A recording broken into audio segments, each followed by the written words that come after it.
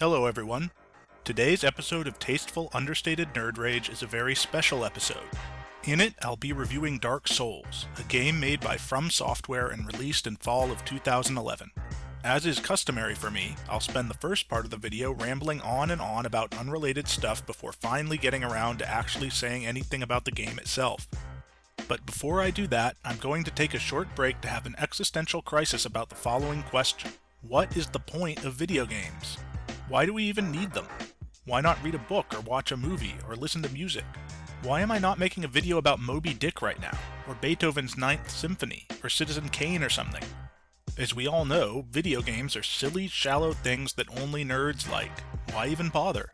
I can answer that question with a single word. Gesamtkunstwerk. So now that that's cleared up, let's talk about Dark Souls. You begin the game by waking up in a cell in a mysterious asylum. You know, now that I think about it, maybe I should go back and explain what this word means and why it's important. It was used most famously by Richard Wagner. Wagner was an opera composer and amateur anti-Semite who lived and worked in 19th century Germany. He may have been wrong about the Jews, but he was right about opera. He said that opera was not only about the music, but also about the sets, the costumes, the story, the performances, and everything that went into its production. All of these things together combined to form the Gesamtkunstwerk, or total work of art. If all of the components that make up the opera work in harmony with each other, the end result will be more than the sum of its parts, and removing or replacing any of these parts will diminish the whole. For an example of how this works in a game, let's look at one of the most iconic video games of all time, Super Mario Bros. The plot of Super Mario Bros. Is wall-to-wall silliness. You play as a plumber who's trying to rescue a princess from a spiky turtle monster. Everything you see is colorful, bizarre, and whimsical. This atmosphere is reinforced by the primary gameplay mechanic, jumping. The bulk of Mario's time is spent jumping on things, jumping off of things, or jumping between things. All of this jumping is satisfying and fun. It creates the impression of escaping from the boundaries of reality while simultaneously being tethered to them, an impression reinforced by the absurd but internally consistent logic of the game world. In a world like this, of course eating a mushroom would make you twice as big. Of course eating a flower would make you able to throw fireballs. Everything you see, hear, and do in the game adds up to a cohesive whole, and the only way to experience this whole is to play it. Words alone can't describe it, because words are only one medium, and this is a multimedia experience. It's an interactive multimedia experience. It's a Gesamtkunstwerk. It's a goddamn video game, and there's a reason people like it. So now, can we talk about Dark Souls? Yes. The reason I went through that whole song and dance is that explaining what makes Dark Souls good can't be done by listing its various qualities piecemeal. Instead, I want to try and illustrate how each individual component harmonizes with the others to produce a cohesive whole. The most common thing you hear about the game is how hard it is, how it's full of enemies that will kill you in one hit, how it doesn't hold your hand the way most games do, and how you'll die over and over and over and over and over again while you're playing it. If you're like me, you probably thought this was a strange selling point for a game to have. Who would want to play something like that? Who would voluntarily seek out a frustrating, profanity-shouting, controller-throwing experience to eat up their limited free time?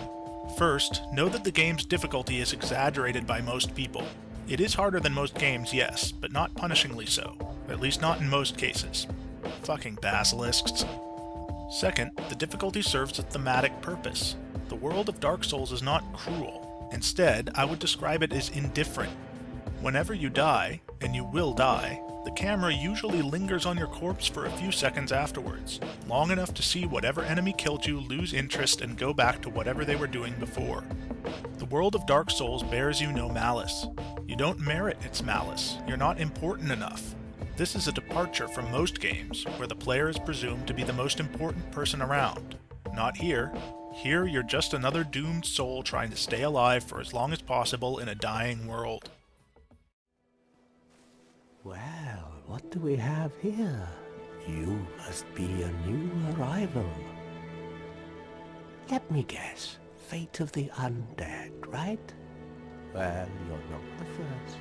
But there's no salvation here. You'd have done better to rot in the Undead Asylum. But too late now. The dialogue and visuals reinforce the gameplay.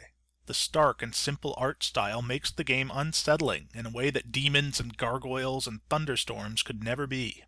The mood that pervades everything else in the game is reflected in the story, or maybe it would be better to call it the mythology. The opening cinematics shows us the stakes of our task. Thus began the Age of Fire.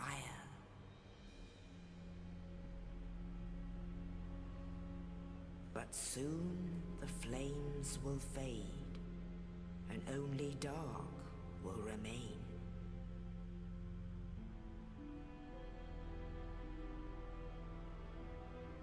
Even now, there are only embers, and man sees not light, but only endless nights.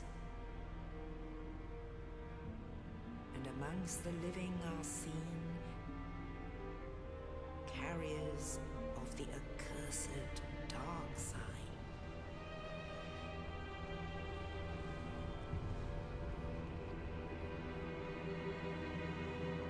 The fires of the world are going out, and this matters because they're the game's only safe place.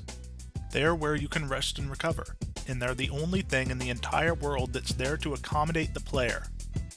It's no coincidence that the item used to strengthen and sustain them is called humanity, and I doubt that the shape of that item is a coincidence either. Playing the game gives the impression of fighting for the spark of human agency against the majesty and indifference of nature.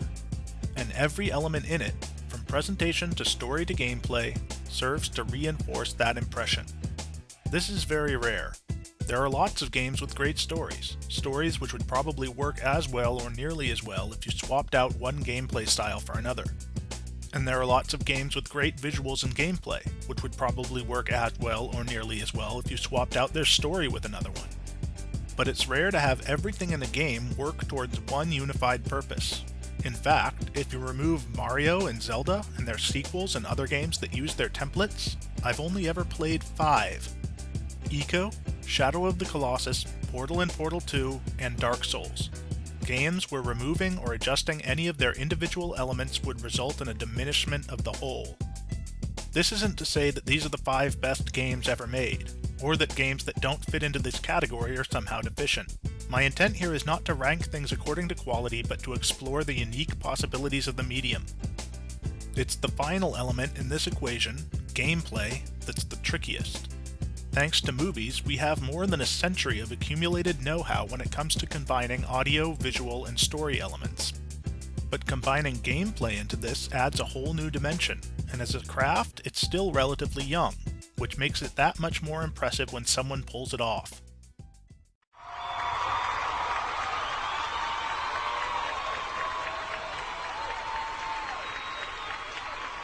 Dark Souls is not for everyone, and I don't mean that in a condescending way. For some people, the difficulty is just too off-putting. A video game is a big time investment, and isn't something you should feel like you have to slog through because you have a moral obligation to. The only thing you're morally obligated to do is keep watching my videos. Here are a bunch of possible subjects for future ones. I've set aside a team of monkeys with typewriters to start pounding away about each and every one of these topics, but your input will help me decide which of them to do and in what order. Keep an eye on this channel for updates. Mr. B-Tongue out.